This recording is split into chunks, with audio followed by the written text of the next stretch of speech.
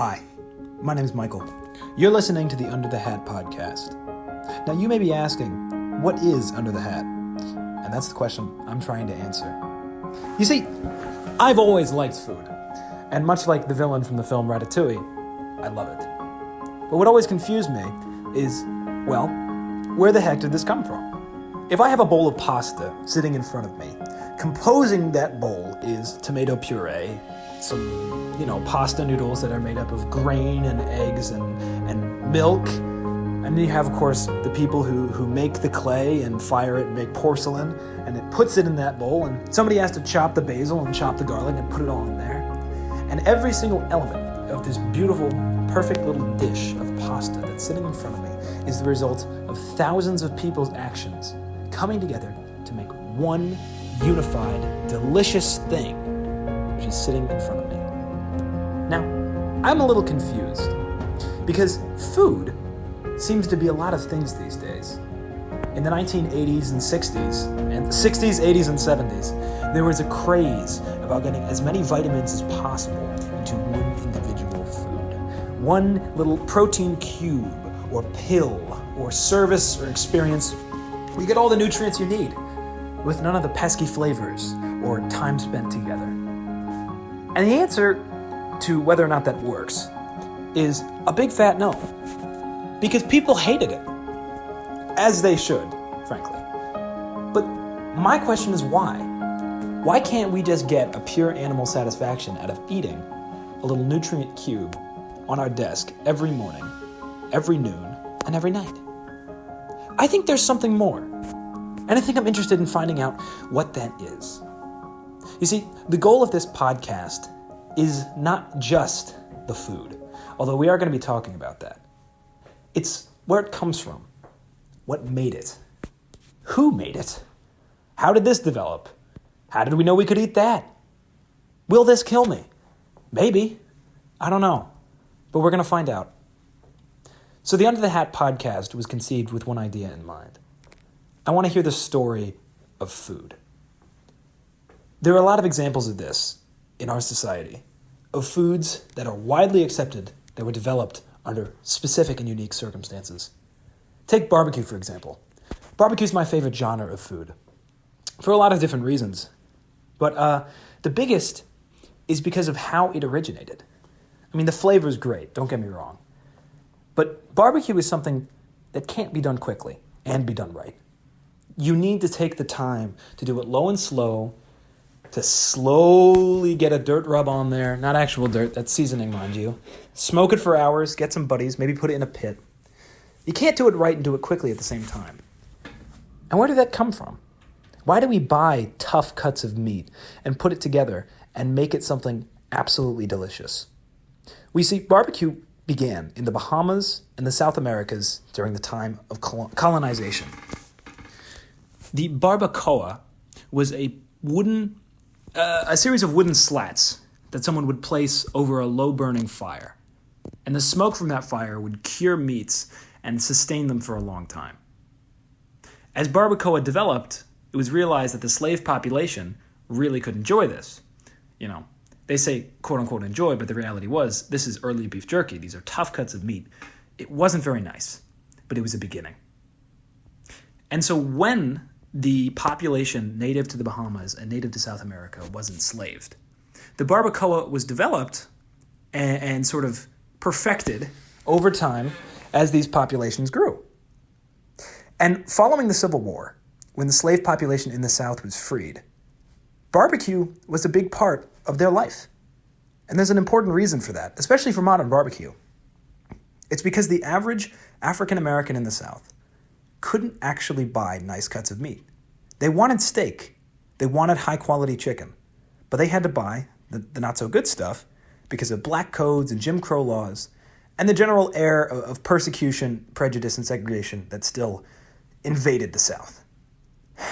So what happened was they would take these unwanted cuts of meat and make them extremely desirable through low and slow barbacoa cooking. And over time, that process was perfected until we have the barbecue we know and love today. Ribs are crazy expensive. I mean, everybody wants ribs now. But you didn't really want them if you couldn't eat them, which most people couldn't do following the Civil War. It was a tough piece of meat. There was bones in the way. But now it's something everybody loves. I can't think of someone who wouldn't eat an entire rack of baby back ribs if it was presented to them. That's a food that I love, that grew out of real hardship. And think of how many stories there are behind the people that invented that, perfected that. What did they look like? Their families. Who are they sharing it with? That's what I want to find out. So, in my quest to figure out where food comes from, first I have to know what exactly it is.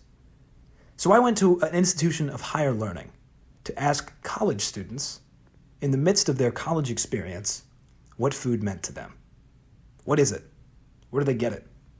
Where do they think of it? So here are a couple of the answers that I got. What does food mean to you? Shoot, food. Quick! Food is, You eat it every day. nourishment for the body. Let's go, baby. That's it? That's it. Sorry. All right, what does food mean to you? Good to see you too. So as my 7th grade religion teacher once told me, food, it nourishes us and brings us together. So food it's got this wonderful quality where it tastes really, really good, and it also provides a place to have wonderful conversations with our friends. That's a very good answer. The last two people gave really bad answers, but that was a good one. Losers. So thank you. Food mean to you? Food means joy and bringing people together. That's it. That's it? Yep. All right, good answer. What does food mean to you? Something, nutrition, something that you take in to grow and to thrive physically and mentally. That's what it is, but what does it mean to you? What do you think of when I say good food? Fuel, Like a nutrient cube? basically. That's it? You don't have a favorite food? What's your favorite food? Oh, I have many. Bananas. Bananas. All right, thank you, Peter. What does food mean to you? It's sustenance. Anything else? No, that's just sustenance. Who do you make food with? I make it usually with my mom or by myself. And that's it? There's no joy in that? There can be if I'm making something for like a party or a gathering, but if it's just for me, like I'm just making myself a sandwich, man. I'm chilling. All right, thank you. Hello there. Hey, What's food mean to you? what food means to me is something that reminds me of home. I live about 4 hours away north, and I come from an Italian family. And food is very important to me because it's something around which we all unify and celebrate good times. So, You're at college right now? yes, I am. Are you enjoying the college food? For what it is, it's not bad. I mean, it could be worse, obviously, but I would like, some more. Does it spark joy? No, it does not. It does not spark joy to walk up there to the eatery 3 times a day. Should food spark joy? Absolutely. When I walk into like a Chick-fil-A, which is why I'm thankful that we have it, I feel joy from the chicken sandwich or the chicken nuggets. But from some food, it just doesn't give me that joy. So, So I've gotten a lot of answers today of people who say that food is nutrition or it's sustenance. So that might qualify as food. But what is the best food? The best food actually combines the two elements. It's both joyful and it's substantial and it's nutritious. I think the best food really is combining all 3 of those to give us healthy and enjoyable meals that really help us unify around, instead of saying how bad the food is and deriding it, saying, oh, wow, look at this nutritious food that I'm eating at, Garvey Hall. Well, these are some great answers so far. I got one more question for you. If I say the words good food, is there a person or a place or a dish that makes you think of? Definitely Italy, but that's just my personal bias. Good food definitely has something to do with like chicken or meat or some sort of nice protein and some sort of salad and small carb just to balance it out with, water and a bunch of good options for me to choose from. All right, thank you very much. Thank you, Senator. What does food mean to you? Food is very important to me because it keeps me healthy. Is that it? Yeah. Thank you. What does food mean to you? It's nutrition and also a symbol, as well as, in some ways, an art for some people. Thank you. Hello there. What does food mean to you? It's food. Do you have an emotional connection to it? It's food. Is there a person or a place or maybe a theme that you think of when you hear the words good food? McDonald's. McDonald's is the epitome of good food? Yes. It is the highest good? It is the highest good. Thank you. Hi there. Hi. What does food mean to you? It brings a lot of comfort. What's your favorite food? I would have to say my mom's home cooking. So when you hear good food, you think of your mom? Yeah, that's for sure. That's sweet. All right, thank you. Yeah, of course. Okay, so we got a couple of different answers there. Let's break that down. So the biggest one that we seem to get was that it's just sort of a nutrient. You get energy from it and nothing more. And I think that's true. That's a part of what food is. It's why animals eat it. But why do we have things like flavor? Why do we enjoy certain foods more than others, if effectively they provide the same level of nutrients? Because of how our bodies function, all of the necessary amino acids are present in quinoa. You could eat quinoa alone every day for your entire life. It would be relatively, low cost. You wouldn't have to put a lot of effort into cooking it. You just sort of steam it. You just have a bowl of unseasoned quinoa every day. Why don't we like that? Why don't we do it? I think it's because, first of all, humans love patterns. This is the same reason why you like art, why you like buildings that are patterned.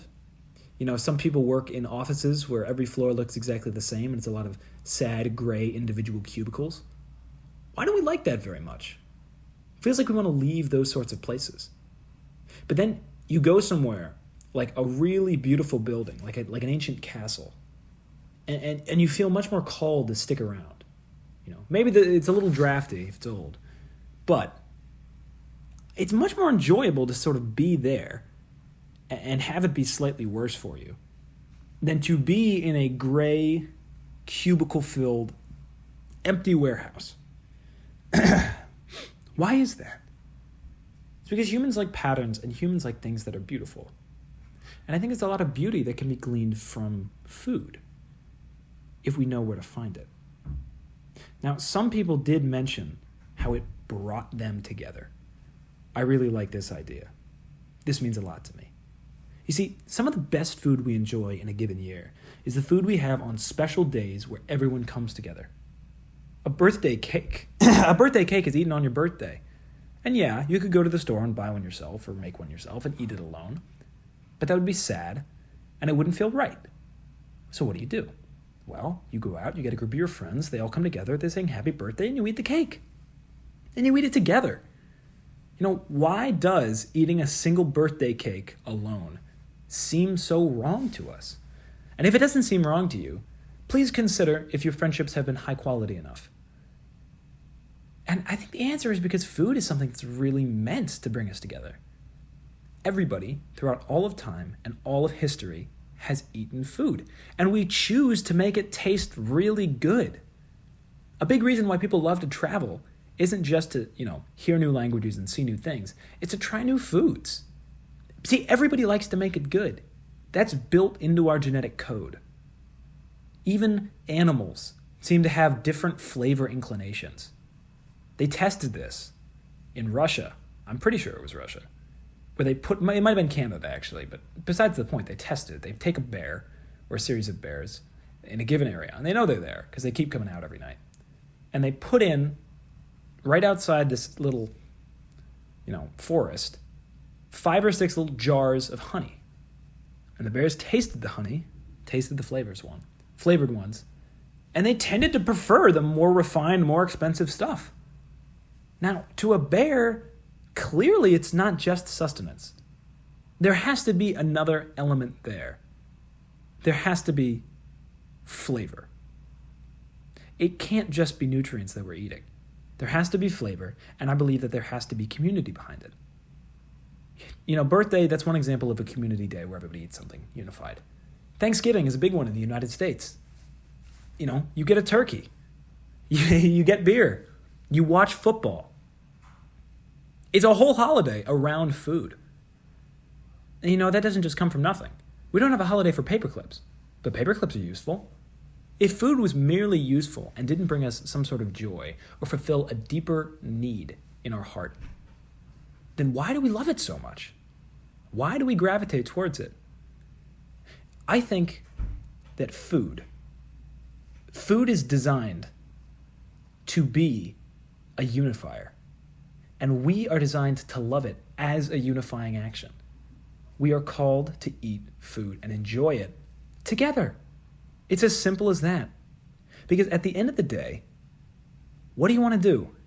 Sit at the lunch table alone, eat a gray nutrient protein cube, probably made out of bugs or some other synthetic material, and then go work in an isolated cubicle in an absolutely identical building?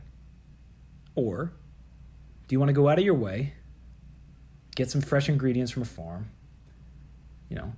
make a loaf of bread with your friend, and then you sit down on his back porch looking over, the town or his estate. He probably doesn't have an estate, but maybe on his balcony or something, looking out over the city. You just sort of sit there, and you eat it. You get a little butter, you get a little salt, and you talk. Or you don't, and you just enjoy it. But that experience is so much richer.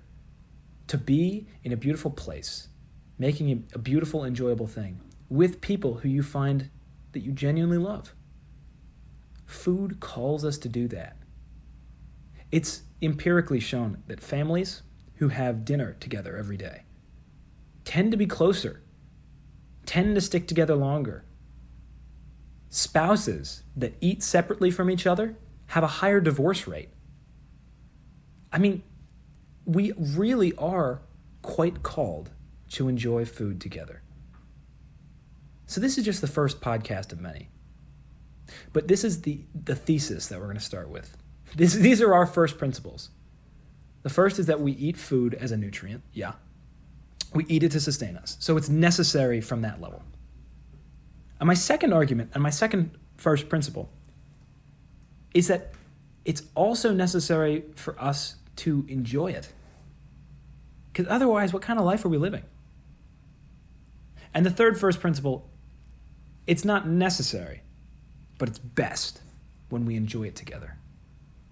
So we're going to try and go out into the world and talk to people who produce this stuff.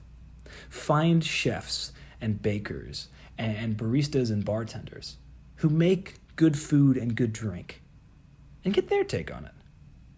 I want to answer the question, where does the best food come from? How does it originate?